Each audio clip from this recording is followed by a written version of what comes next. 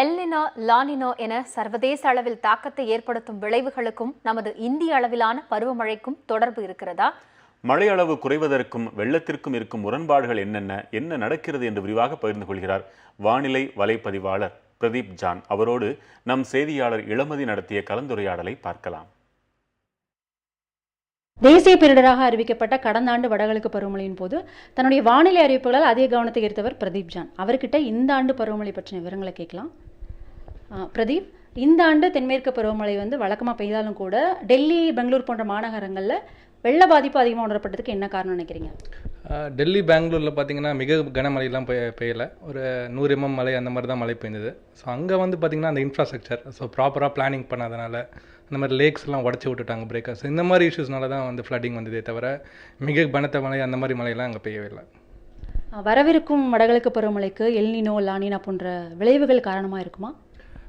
Last year பார்த்திங்கன்னா அது El Niño. இந்த எல்னினோனா வேறு ஒன்றும் கிடையாது. நம்ம பசிபிக் கடலில் சீ சர்ஃபேஸ் டெம்பரேச்சர், கடலோட வெப்பநிலை சற்று அதிகமாக இருந்தால் அதை நம்ம எல்னினோன்னு சொல்லுவாங்க. சற்று அந்த ஒரு பாராமீட்டர் கீழே ஒரு டெம்பரேச்சர் குறைவாக நியூட்ரல் பேலன்ஸ்டாக இருந்தால் அதை நியூட்ரல்னுவாங்க. ரொம்ப குறைந்தே காணப்படுறா அது லானினான்வாங்க. இப்போ பார்த்திங்கன்னா இன்றைக்கி டேட்டில் பார்த்திங்கன்னா அது நெகட்டிவில் இருக்குது. ஸோ கிட்டத்தட்ட அந்த லானினா நியூட்ரல் ஸ்டேஜ் அந்த பார்டரில் இது இருக்குது. இது நம்ம monsoon, north east monsoon October to டிசம்பரில் எப்படி இருக்கும், ஸோ அதை திருப்பி நியூட்ரலாகவே இருக்குமா இல்லை லானினாவாக மாறுமா, ஸோ இதெல்லாம் பொறுத்து தான் நம்ம மான்சூன் எப்படி இருக்குன்றதை நம்ம நெக்ஸ்ட் மந்தில் நம்ம கணிக்க முடியும். இப்போ எல்னினோ, லானினா மட்டும்தான் வடகிழக்கு பருவமழைக்கு நம்ம பார்க்குறோமா? வழக்கமாக எப்படி ப்ரெடிக்ட் பண்ணுவாங்க வடகிழக்கு பருவமழையை? இந்த எல்னினோ, லானினான்றது குளோபல் பேராமீட்டர். ஸோ இதே மாதிரி நமக்கு பார்த்திங்கன்னா ஐஓடின்வாங்க, இந்தியன் ஓஷன் டைபோல். அது பாசிட்டிவாக நெகட்டிவான்வாங்க. அதே மாதிரி நம்ம பே ஆஃப் பெங்காலோட கடலோட வெப்பநிலை. ஸோ இந்த மாதிரி நிறைய பேராமீட்டர்ஸ் இருக்குது. எல்லாம் சேர்த்து தான் நம்ம ஒரு குறித்து இது மாதிரி சொல்ல முடியும். ஒரு பேராமீட்டர்னால மழை டிசைட் ஆகும்னு சொல்ல முடியாது. இப்போ 1982 பார்த்திங்கன்னா அதுவும் ஒரு ஸ்ட்ராங் எல்னினோ இயர், 2015 மாதிரி. ஆனால் அந்தளவுக்கு மழை பெய்யலை.